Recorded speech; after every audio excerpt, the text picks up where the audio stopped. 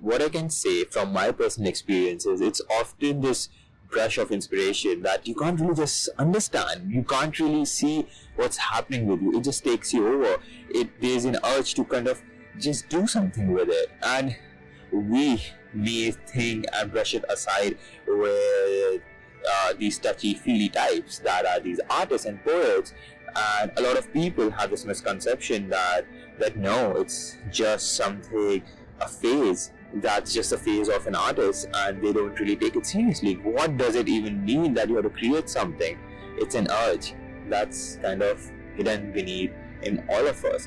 But artists, creators, and poets, they are the ones that have the courage to kind of listen to that urge, to actually see what's happening within them. Intellect being something that's a brain, it's an identity, who we are.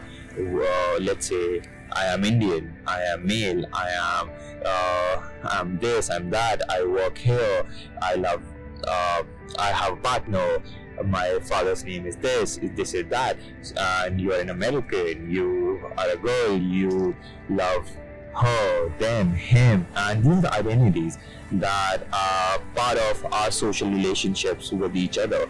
And to be frank, there is nothing wrong with it, but overly attached to these intellect and these identities lead us to kind of think that intellect is everything, and creativity is something that stems from intellect, and intellect is the point focal, the focus, the epicenter of all these activities. But that's not true.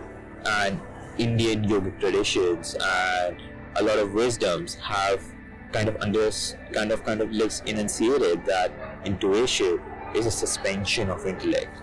It's where emotions flow.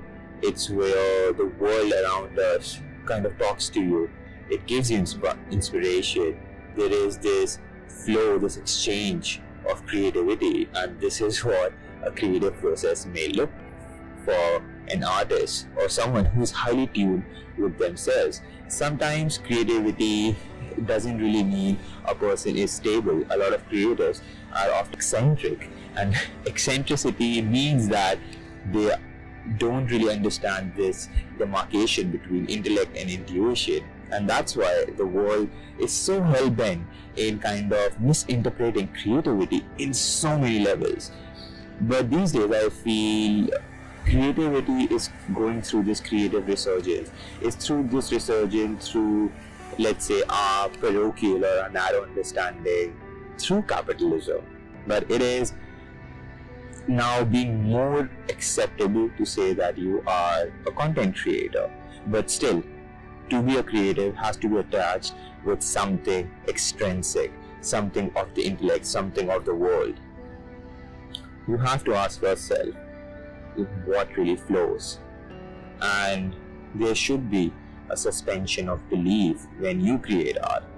The pieces of art that the world admires, that you admire, are those suspension of beliefs where the society around them never really understood the creative process that really drove that person. That's how I feel Vincent van Gogh might have felt, where there is this rush of creativity, this surge to kind of create something, to kind of express himself, but the world around him was deaf to his intuition, to his creative process. But this is the sad life of an artist. But I'm interested in kind of exploring creativity in a more abstract sense, more beyond the stereotype of a tortured artist, of a tortured soul, but to a person who can kind of embrace intuition and creativity as through their recognition of philosophical belief, something beyond their mind, but something that is beyond them.